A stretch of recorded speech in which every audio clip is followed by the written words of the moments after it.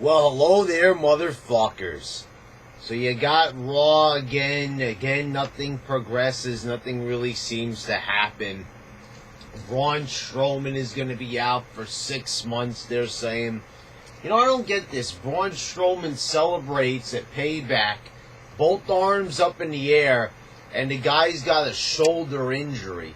I'm not really understanding that, unless the guy's so much of a trooper that, you know, he's doing a taunt, like when he's coming, you know, when he's leaving the ring, but the guy was injured. You know, I don't understand. The very next night he shows up in a sling. You know, I don't know if this is like, this has got to be, you know, for real. But then again, it seems like a kayfabe injury at the same time. But whatever, I'm not going to speculate on that shit. Quite frankly, I don't even really care. So they start off showing the attack from last week. Why does it look so much worse than it was when we were actually watching it in the video package? It looked way more brutal. It was like this when it actually happened. Like, it was quick. It didn't even seem that brutal. You know, they're trying to make like it was worse because it made Braun look cowardly, running away. It didn't do anything for his character, you know. And like I said, I'm a big Braun Strowman fan, so I guess I really shouldn't say that I don't care. But really, the reason why I say I don't care is because I knew that they were going to fuck it up. Like I always say, they fuck it up, they fuck it up, they fuck it up. You've heard me say that for years. That's how WWE does business. You know, people are getting excited, you know, every single time a wrestler comes in or a wrestler gets pushed. Just like I'm going to talk about Goldust later on. Like, I'm not going to get excited. I like Goldust. I like Braun Strowman. But I know in the end they're not going to do anything with them that's going to truly please me in the end. So I'm not going to get excited for a push that I know is not going to yield, you know, results that are going to be, you know, interesting or intriguing or captivating, you know, to make us want to watch this show. So, you know, they recap it. Then we got Kurt Angle coming out. I gotta just do a little small rant here about Kurt Angle. I am happy Kurt Angle is the GM. You know, I would have loved to see, like, Eric Bischoff come back as the GM, but Kurt Angle, you know, that's a great GM there, a good pick. But, you know, it's like, it's not like Angle hasn't been an on-screen presence. I don't know why he wasn't there last week. At least they could have pre-taped him if he couldn't make it to the UK or he didn't want to go to the UK. I don't know what the reason was. But it's like, I feel like we should be more excited. Kurt Angle has returned to the WWE after being absent for so long. Don't you think that maybe, you know, things should feel a bit more exciting with Kurt Angle around? I mean, the guy hadn't been there in 10 years. Over 10 years. He hadn't been there like in 11 years. You know, I think 2006 was the last time he was there in the WWE. You know, when he was in ECW. You thought that it was, you know, going to be more exciting, but you got to admit, it really doesn't feel all that exciting having him there. It doesn't really seem any different than when Stephanie was running the show. It's not more entertaining. It's not a more fun show. It's just like, okay, here's Kurt Angle in a GM role. He's not really being entertaining. They're not really playing off of his character much. The first couple of weeks, they were playing up the old nerdy Kurt Angle, you know, the old Olympic heroes, you know, when he first came in, you know, 99, 2000 style Kurt Angle. And now they seem like they're really straying away from them. They're just making Kurt Angle look like a cookie-cutter GM. Like, I feel like you could put anybody in this spot. Teddy Long, Stephanie, Shane.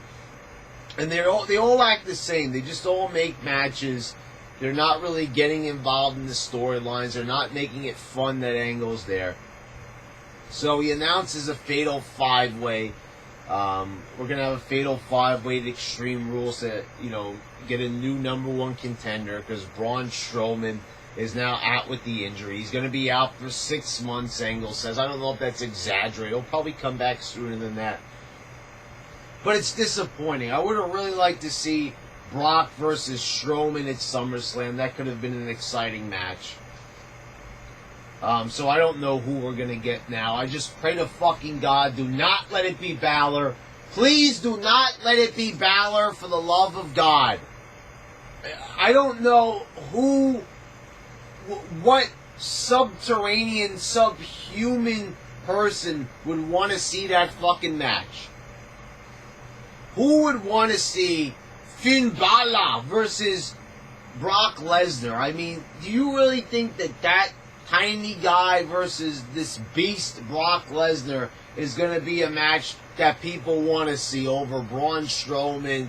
Or, it just, I'm not going to buy it. I can't see it happening. I don't think that they're going to end up going through with that, because really, that's going to look pretty stupid. A main event of SummerSlam, you've got Brock Lesnar towering over this guy. It's, trust me. The funniest line here is that everybody who's in the Fatal 5-Way is getting, coming out. Bray Wyatt, the rest of them. And Finn Balor says the same line. I think he said this to the Miz when they were competing over the #1 contendership for the IC title. So then he wanted the IC title. Now he's back in the world title picture. How does this happen? This is what I'm talking about. Like how they just book things. We're booking any way we want. I mean, I don't get it. He wants the world title, then he wants the IC title, back to the world title. Where's the direction for any of these characters? Bray Wyatt, he's all over the place. He wants Finn Balor's ass. He wants Dean Ambrose's ass. He's all over the fucking place. Who is this guy in a feud with? We're going to get to that later on. So, he's all over the fucking place. Anyway, Finn Balor says to Roman Reigns, it's the same exact line he said to Miz. The same exact fucking line that he said to Miz 2 weeks ago. He goes, the line starts behind me. So generic, so cookie cutter.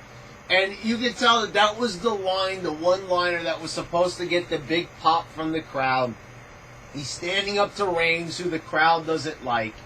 Reigns is still a baby face, by the way, mind you. The line starts behind me. I mean, how lame, how over-rehearsed did that line say? He must have been saying that line in the mirror all day. The line starts behind me. The line starts behind me. Okay, okay, Finn. You suck on the mic. But I'm going to do good. I'm going to go out there and I'm going to get the crowd to pop for me. I'm going to main event SummerSlam. I'm going to do it. I'm going to do it. The line starts to fuck off, Balor. Oh my God, this guy is so fucking lame. Meanwhile, you've got, nincompoops like Wade Keller drooling over the guy. Finn, you're great. Love you, Finn.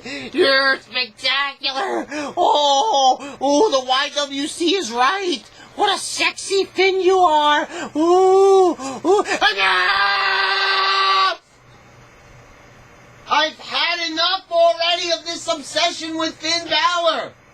Get your heads out of your fucking asses already. This guy has no charisma. He stands in front of mirrors all day looking at himself, rehearsing fucking lines. Get the fuck out already! But I digress. Jeff Hardy beat Sheamus. That was one of the first times I think anybody's ever kicked out of a bro kick. I was stunned by that. Jeff Hardy hits the swanton on Sheamus, gets the win. I don't really know where this is going, this whole feud. Sheamus and Cesaro turned heel, but It's already losing steam. Like I said, the Hardys just feel like another tag team on the roster. Either do the broken shit already, I don't know where the lawsuit's at this point, but for the love of God, do something with them to make them feel important and not just like another fucking tag team. Not gonna do that, I guess. They feel like just another tag team. There was no delete here. There was no Matt Hardy mannerism. So, I don't know. At this point, I'm going to have to say that the broken gimmick is just not going to happen. It's just probably not going to happen at this point. Alicia Fox beat Sasha Banks. My fucking God, has Alicia's stock gone down in this fucking company. She's facing off in the first ever Hell in a Cell with Charlotte. She's having 1,000 matches with Charlotte. There's like no other women in the division. Then all of a sudden, Alexa Bliss shows up, and that's it. There's like no more, hype around Sasha. They're giving up on Sasha. They're like, fuck Sasha. I guess because they saw that Alexa Bliss has 10 times more charisma. It seems like, they don't really give a fuck about Sasha anymore and her weird hairdo and her fucking knuckle shit. They don't care about Sasha anymore. They don't give a damn about Sasha anymore. They've moved on to Alexa Bliss. I think it's quite funny, actually. Like, Alicia Fox, she wasn't even there. She wasn't even involved in the women's division. She was on 205 Live doing shit that nobody was even looking at, for fuck's sakes. And now they're just going to job her out to, and they're going to just job Sasha out to her. Whatever. Like I said, I like Sasha at first, but after a while I noticed that she's really one-dimensional. She really hasn't done a lot to get herself over. And, I know you can blame that really on the fault of creative. But I don't know, I've really just gotten sick of Sasha. I think that's more of what I've just got to say. It's just a lot of the same. I really look at her, something, I thought she was unique, creative at first, but really it's like, I saw Alexa Bliss and I'm like, and I've seen more and more of Charlotte, and I'm like, these are actually the ones that are probably going to bring women's wrestling more into the future. They actually know how to talk on the mic. If they turn Sasha heel, maybe that might do something. But something, we always talk about this, turn him heel, turn him heel. Does that really do anything for them?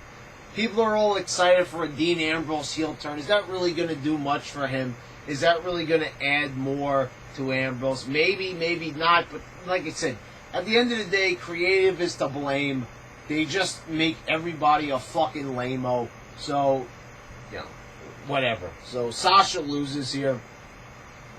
Miz beats Dean Ambrose in an IC title match by disqualification. Another DQ finish to a title match.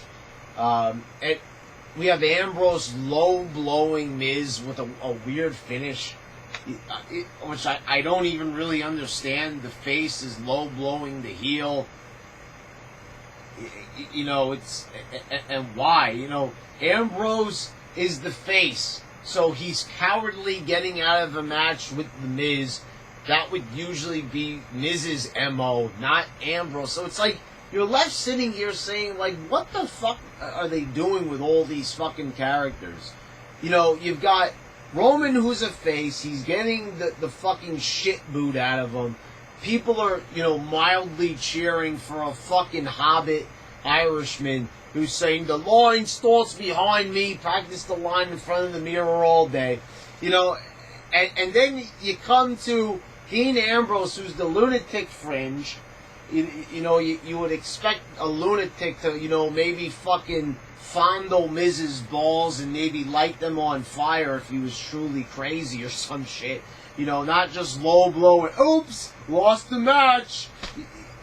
What a lame finish. Backstage, Maurice is yelling at Angle in French, which I don't really understand. Like, I never really understood this when they have, wrestlers like Alberto Del Rio talking to the crowd in Spanish. Half the crowd doesn't understand it. More people are not going to understand Maurice. I know she's like upset at Angle, but like, why is she not at least yelling at him in English, which she would be able to understand? Elias Samson comes.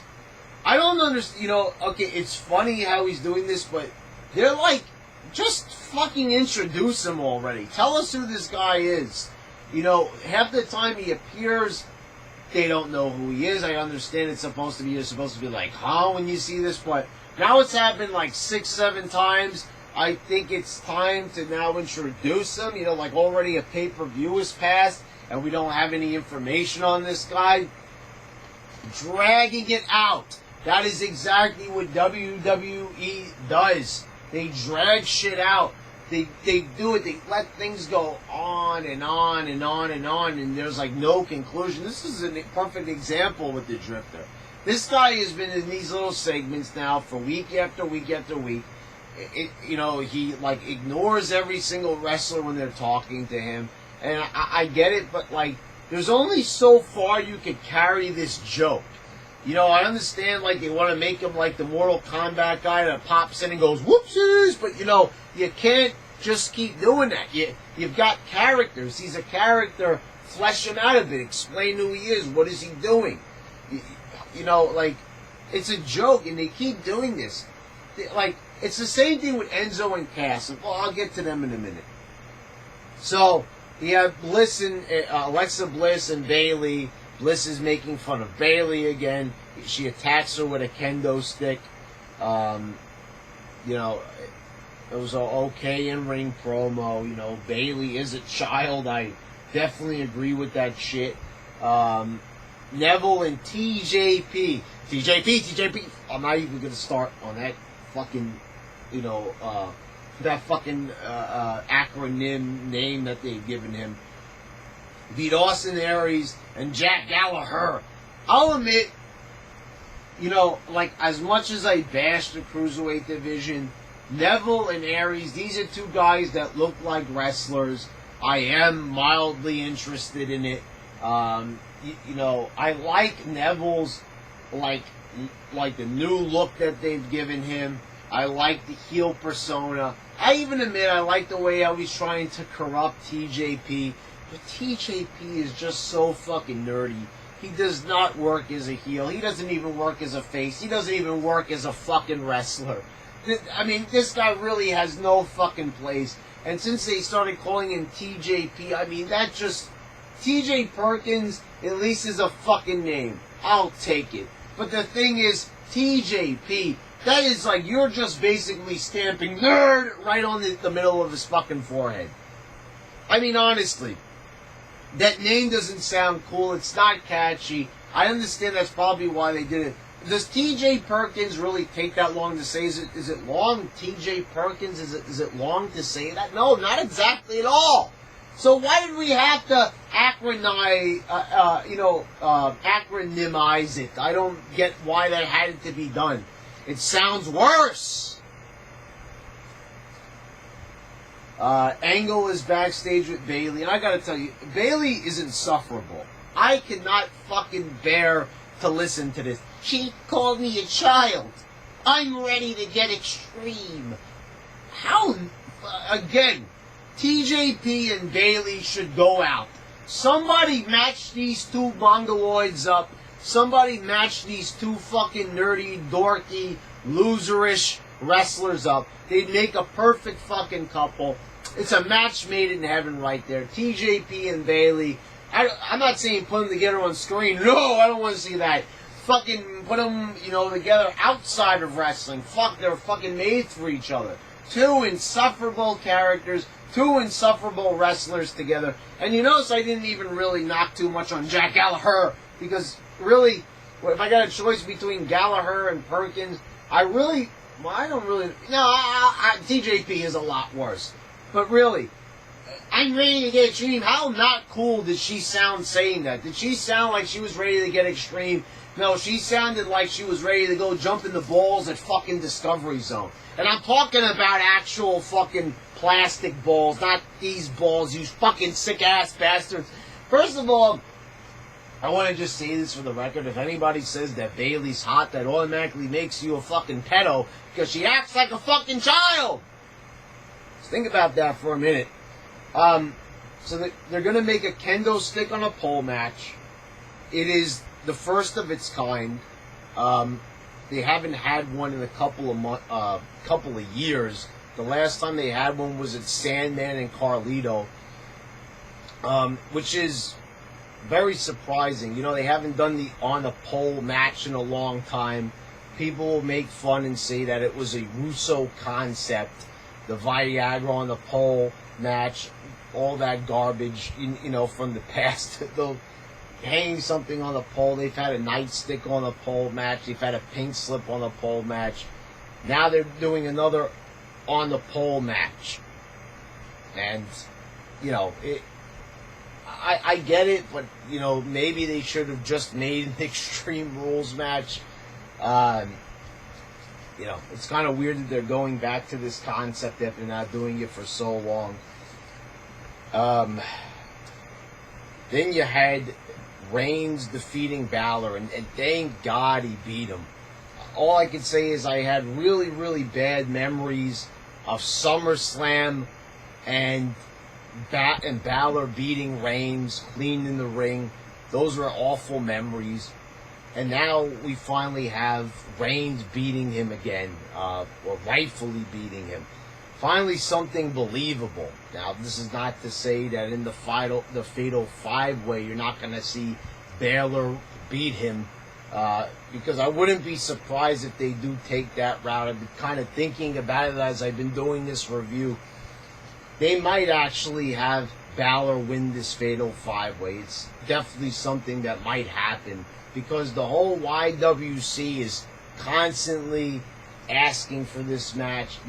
And this is definitely now an era where we're catering to the YWC. We're doing everything that the YWC wants. We want everything that the IWC says. So they're going to probably, in some way or another, even if it doesn't happen at SummerSlam, they are going to try to weasel a Balor-Brock match, because the YWC will not shut up until they do it. And, you know, you're all to blame for this.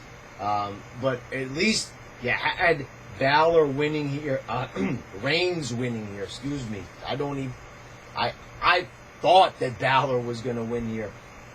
Thank the Lord that Reigns beat him here, hit him with a spear. That was, you know, I'm not going to get super excited over and start mocking the YWC, because, you know, Reigns won here. This was to give him a win. You know, he had lost to Strowman. There was no way that they were going to have him get beat here. But this is not the end of seeing guys like Balor go over guys like Reigns. You know, they've done it once. They're going to do it twice. They're going to do it 100 times more. WWE is still not leaving this, you know, catering to the YWC, IWC crowd. They're going to still continue on and still try to please these fans. You know, they're trying to please a million people. 2 million people. That's the only people that are still watching. So they're still going to cater to them. Still give you Balor matches. Like, we're supposed to actually sit here. That's the funny thing. They don't even try to sell the idea that Balor is the underdog in this match. Never once did they even utter it, and I apologize if they did. They didn't even try to make like Balor was the underdog here. Try to point out that he's smaller than Reigns, and that if he beat him, it would be a big upset. And, you know, of course, you can't even really say that would be the thing, because he's been the Universal Champ. Reigns hasn't. So would it really be that much of an upset? Not particularly, I guess, in their eyes. I mean, back in the day, at least when they made Rey Mysterio a champ, when he had a match, they would make like maybe that he is the underdog and he's not gonna win this time. But no, it's like Balor, it's Reigns. It could go either way.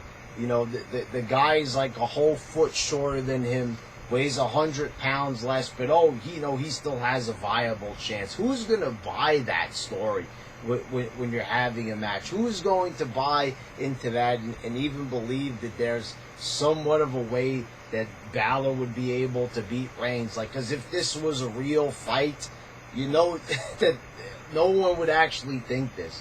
But in the world of catering to the YWC, this new version, this new perverted version of WWE, this is the idea that they're trying to sell you. That a guy like Balor, the size of Balor, could actually hang with a guy like Reigns. I think it's sad, I think it's pathetic that they're actually catering to all the nerds and the dorks in the YWC that want a guy like Balor pushed to the top just because he looks like them, just because he's an average guy. Once in a while, if you wanted to have, I've said this in the past, a few average-looking guys, just to have that story where it's, just a guy that looks like everybody else. But now everybody on the roster looks like everybody else. Balor, Zayn, Ambrose, all these guys that, don't really have a lot going for them physically, don't really look like wrestlers. And it's really shocking that more people don't have a problem with this. You take a look at the 80s. You take a look at the 90s. You even look at, when WWE wasn't doing that well, around 95 or so. You could at least make the argument that a lot of these guys at least looked like wrestlers. Even if the company was going downhill and they were putting out a garbage product, you could even say at least these guys looked the part. Well, you can't really say that this time around because these guys don't look the part at all. And they have too many average-looking guys. Gallagher, TJP, all these Mama Lukes on the roster. They got carried away with the idea. They started it off with Daniel Bryan, who actually deserved to be there because the guy, invoked a certain reaction from the crowd. Notice all these other guys, I'm sorry, it's not the same reaction, it's not the same level. First of all, you walked around and you saw a lot of people with Daniel Bryan shirts on. Respect the beard, yes, yes, yes, all these shirts. Do you see anybody in public walking around with a Finn Balor shirt, or if they sell it, a TJP shirt or a Gallagher shirt? No, you don't see anybody, and that's for a reason. They got carried away with the concept. They didn't realize the natural charisma of Daniel Bryan was exclusive to him. And why wouldn't they realize that? Usually charisma is exclusive to an individual. It's not going to be spread around. It's not like, you could just manufacture 1,000 Daniel Bryans just because Finn Balor is the same size as... Actually, Finn Balor is smaller than Daniel Bryan. A lot smaller. And at least Daniel Bryan had a look. See, that's the thing that people need to realize. Bryan had the look. Bryan had the natural charisma. Bryan evoked the emotion from the crowd. And these other guys are not getting that done. So the comparisons with Balor, and every single time that I ever come out and I talk about these smaller guys or these guys that don't look like stars, you've got the YWC, hey, but you like Daniel Bryan. Well, the thing is, he's not the same as all the other guys. You need to, you guys need to detach yourself from this concept that just because this wrestler is the same height as this guy, that, that's a parallel. And I'm being a hypocrite because I'm talking about guys that are the same height or weight. It's not that at all. It has nothing to do really with the height or the weight. If these guys had the charisma of Hulk Hogan, if they could get the crowd and they could get the ratings and they could draw the people, then by all means do it. But when I'm seeing, 1.5 and 1.8s and, people are still there with the, it's not, no one's going to buy into that. You know, just because you like Balor doesn't mean that everybody else does. And quite frankly, by looking at the ratings, not a lot of other people do. So that's enough about that for right now. We've got 1,000 more Balor rants stored up. Goldust is ready to have a match. You know, he's teaming with R-Truth. They're gonna face off against Gallows and Anderson. Oh God! All I can say is thank God Goldust attacked R-Truth, so we didn't have to see that match. This, quite frankly, looked like it just came out of nowhere. And maybe that's better off than having the slow build that they usually do to these types of things. Because then we would have had to sit there through arguments between Goldust and R-Truth. So thank God they got that out of the way. So they're going to have a match maybe at Extreme Rules, I suppose, between the two of them. I never understood why they did this to Goldust. Goldust got in the best shape of his life. I've done this rant 1,000 times on Golden Truth, so I'm not going to bore everybody by saying it again. But the guy comes back. He's doing really well, teaming with Cody Rhodes, teaming with his brother. All the guy wanted was to wrestle Cody at WrestleMania in one match. They couldn't give the guy maybe a 7-8 minute match, a 10-minute match, a 5-minute match, something against Cody. You know, they gave us a little Goldust Stardust match that was completely forgettable, a fast lane match. And now we're just going to completely forget about everything, and now we're just going to throw Goldust into a team with R-Truth like he doesn't even matter. First of all, Goldust has a character. Goldust has a look. Goldust has the size. Goldust is in the best shape of his life. Goldust knows how to cut a promo. He knows how to wrestle a match. Right there, Goldust should be, you know, already like, wrestling for the Intercontinental title again. If you ask me, Goldust would then fall into the top wrestlers that actually have a character, that actually have charisma. Why did they beat this guy down so much? You know, when he had a brilliant idea to wrestle his brother at Mania, they could have had a great tragic storyline. They could have carried it on from the Stardust storyline. They could have had, Cody go back to being himself, and he could have feuded with his brother. But, they just killed it flat like that. They didn't want to go back to the storyline. And everybody was just left scratching their heads like, huh? Like, why did they just give up just like that? A little bit confusing, actually, to say that, to give the honest truth there. I mean, I thought that they were going to do more with this guy. That they were actually going to, give Goldust what he wanted, why he came back to the WWE, to face his brother. And they couldn't even at least do him that small favor. After a service of 20 years in the WWE or so, you think that they could at least do that guy a solid for helping them out, during the rough times. He's been with them since 95, for God's sakes. You think at least maybe they could throw the guy a fucking bone and maybe just do him one favor. Or at least not make him look like a damn goof with R-Truth at least. You think that maybe they could at least do that for him? But so he attacks R-Truth here, so, we'll get a match out of it. But like I said, I'm happy for Goldust that they finally broke him out of this lame-ass team, but I wouldn't get too excited for a future Goldust push. Do you really think with guys like Balor around that, Goldust is going to have much room to work with here on the roster? I don't think so. I think, once this little feud is over between him and R-Truth, it's going to be back to, getting lost in the shuffle once again. You had Big Cass and Titus O'Neil.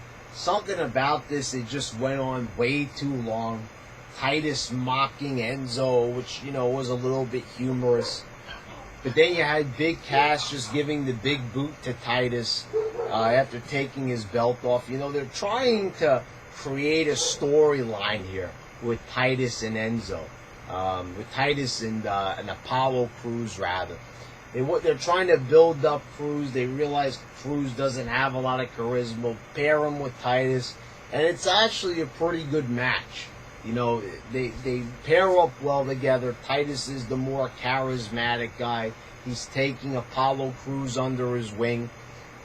But here they go again, completely fucking it up like they always do. You know, you're having Titus look like a goofball. You're having Enzo and Cass make fun of them. At the end, you know, Enzo is like making fun of Titus and Crews with the selfies. Crews kicks him in the head, and the segment just kind of ends awkwardly. You know, this is why nothing they do ever works, because everything in the end ends up awkward. Nobody has any momentum. Like, what was the purpose here of beating Titus? If this is supposed to be the mentor to Crews, if this is the way that Crews is going to win matches, if this is the way that Crews is going to get to be a bigger and better superstar, why would they have Titus go out there, act like a goof, and then just get beat? Then that kind of defeats the purpose of Titus taking him under his wing. Why would Crews listen to a guy who loses? You know, don't you see the little parallel there? This is what happens when they have the attitude that it doesn't matter who wins or loses. You know, remember what Road Dogg said on Twitter? Wins and losses don't matter. It doesn't matter who wins or loses, right? You know, it's fake anyway. Who cares who wins or loses, right? But the thing is, if you're telling a story and you're watching guys get beat constantly, you're not going to take them as a viable threat. And the thing is, if the storyline here is that Crews is supposed to be listening to Titus, supposed to be taking his advice, why would he listen to a loser? Seth Rollins beat Bray Wyatt by disqualification when Samoa Joe ran in. So Bray is now attacking Joe. Then he attacks Seth. So, like I said, who is this guy in a feud with? Is he in a feud with Finn Balor? Is he in a feud with Dean Ambrose? No, Dean Ambrose is in the IC title picture. Is he in a feud with Seth? Is he in a feud with Joe? I don't even know anymore. They bring the guy to Raw. They have him feud with 4 different people. They all have a whole idea of like what they're gonna do with him. This is absolutely nuts. The guy is won the world title just 2 months ago. Has a feud with Orton. Beats Orton. Doesn't get a rematch because he's been moved to a different brand. The House of Horrors wasn't even for the title. I'm left scratching my head. I enjoyed the match, but why it wasn't for the title was beyond me. It was just a way of having the match and having Bray beat Orton without having the title change. But it was a little bit bizarre, like why he would not get a rematch anyway. Comes to Raw, starts haunting Balor, starts appearing on announcer tables in front of Dean Ambrose, and now is actually attacking both of these guys, attacking the face, attacking the heel. What are they doing with this guy? What is the plan for Bray Wyatt? You've given him a title. Now you've made him a #1 contender. He's attacking the IC title. He's attacking the IC champ. He's attacking the world champ. You're just having this guy randomly attack everybody on the roster. And from week to week, it's like, are we supposed to forget who Bray Wyatt has attacked? It's like every single week it's something different.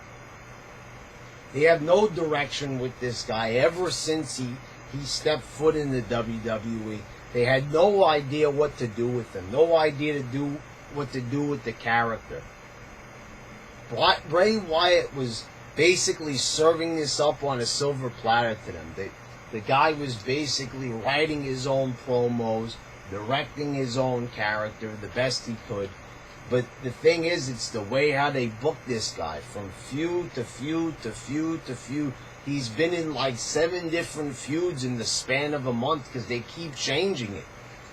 And there's like there's no payoffs to any of these feuds. He just randomly targets people, attacks them, and then moves on to the next person. No retaliation, no nothing. So now it's supposed to be like, we're not even supposed to remember that he attacked Ambrose. We're not really even supposed to remember that, he attacked Balor. And now he's attacking 2 different people in the same match. I'm like, left scratching my head. What are they doing with this guy? It was also bizarre how they would have him beat Orton and then not follow up on that at all. They just move him to a different brand and start anew. I don't know, guys. I look at this show and I'm like, I don't know. What do you guys want me to do? Do you want me to review Smackdown, or do you want me to just stick to the Raw reviews? Because I'm at a loss for words here. This show is like, it's so disjointed. Every single segment, there's like something that you could say, and it's not just nitpicking. It's like major flaws. Every single thing on this show is just so poorly written. And the thing is, what's sad is there's so many opportunities here. There's no excuse for Bray Wyatt being involved in 7 different feuds. There's no excuse that if you want to build a team of Titus O'Neil and Apollo Crews and you want him to be a mentor character, there's no excuse for jobbing him out.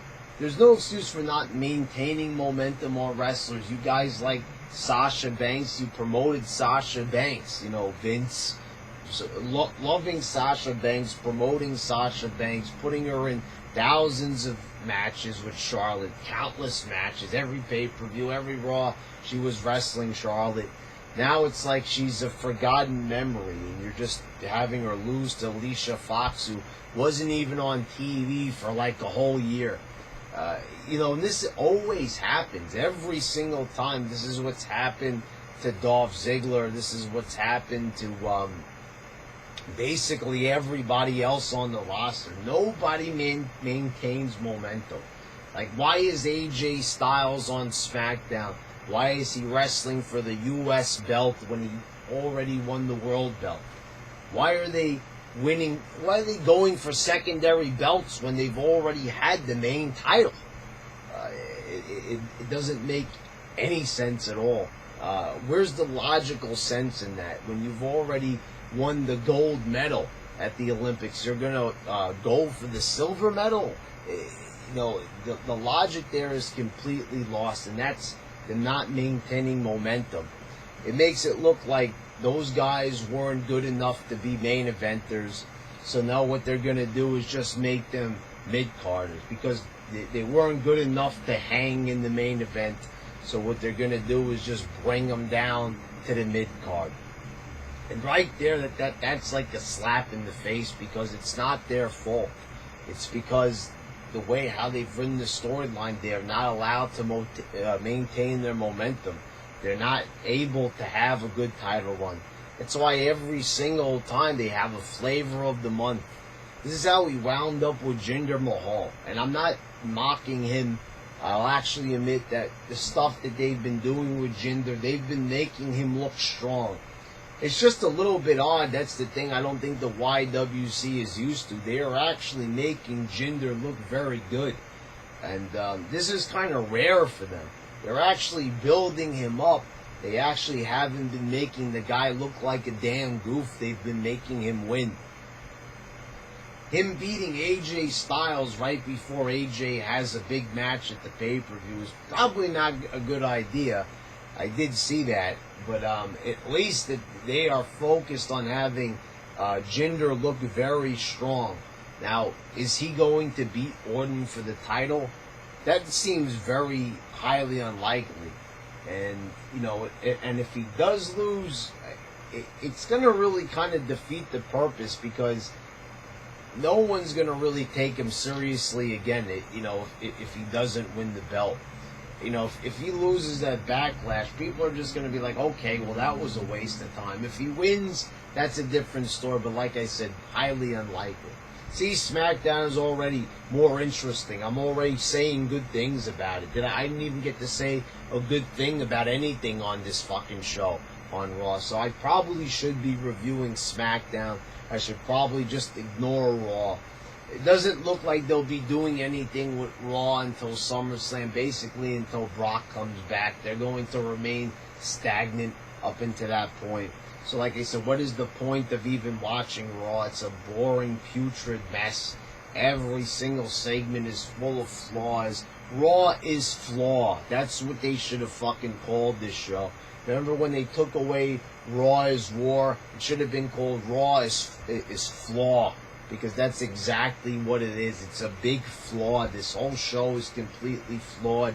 They have no direction, no characters, no development. Everybody is all over the place.